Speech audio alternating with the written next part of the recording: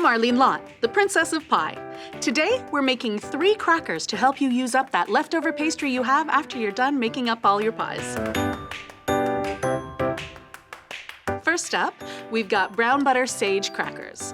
I'm going to take this little bit of scrap of pastry, roll it out extra thin, because we're gonna have 2 layers of pastry that we're fusing together with our filling. And our filling are these beautiful sage leaves, which we've crisped up in a little bit of brown butter. We'll have all the instructions at CBC Life, and you'll be able to do this yourself so quick. The house smells amazing when you get this going. People are gonna come running from everywhere to find out what you're up to. I'm gonna brush a little bit of egg white on this, which is going to act as our glue. And we're going to sprinkle in our sage leaves. And you can be generous with these. They're crispy, they're nice and light. And we're gonna fill in the gaps with a little bit of Parmesan, a little salt and pepper. Now, I'm going to top this with another piece of scrapped pastry, and I've already brushed it with some egg whites. And I'm gonna take my rolling pin and just give it a little roll.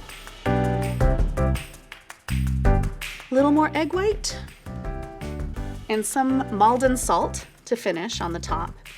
Choosing your favorite cookie cutter. If it's the holidays, you might want to use a snowflake or an ivy leaf, something like holly, whatever, to tie into your holiday decor. And now these can go into a 375-degree oven for about 10 to 12 minutes till they're nice and crispy and brown. Okay, our crackers are out of the oven and we're ready to serve. I'm gonna put these alongside this nice bowl of soup, but if you're having a party, you can just imagine dipping one of these into a giant pot of cheese fondue. I think that would be magical. This sage cracker is probably pretty good. Maybe I should try one.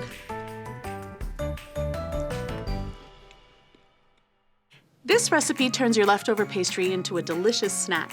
It's a twist on an old icebox cookie method, and what we're going to do is take some black sesame paste and spread it on. And this is great stuff if you happen to have it in the cupboard. If you don't, you might try almond paste or even peanut butter for this, and you'll get a great savory snack. I'm gonna put quite a bit on here.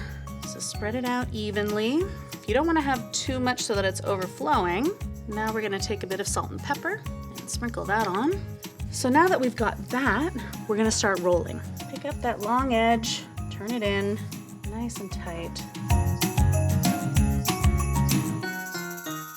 Now, what I'm gonna do is brush over top of this. I have a mixture of melted butter and a little dry mustard, and that dry mustard gives it a nice, hot, spicy kick. And I'm gonna brush that right on. Okay, so we've got this all covered in our butter and mustard mixture. This is gonna go into the freezer to chill for about 20 minutes, then we'll be able to slice and bake.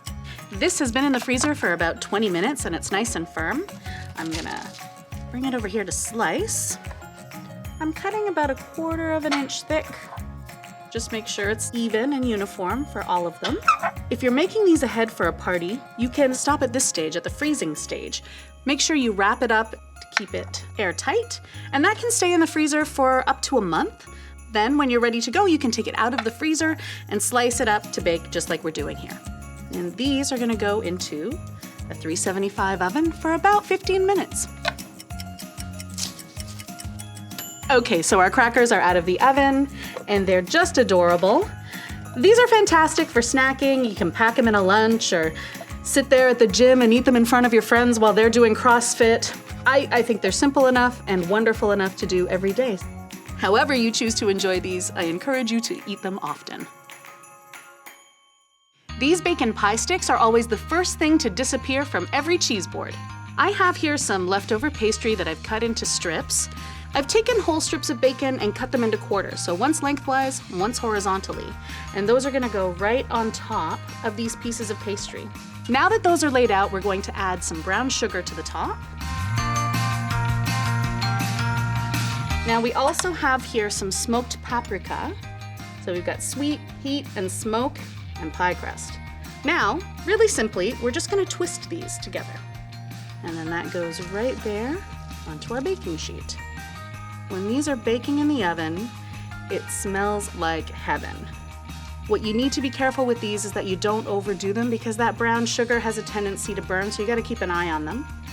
But they will also bake at a 375-degree oven in about 10 minutes. And for extra good measure, I like to put a little melted butter on top. 10 minutes away from a yummy snack.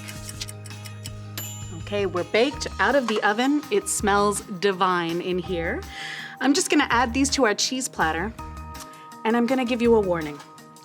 You better make a ton of these because people are going to be so angry if they don't get one.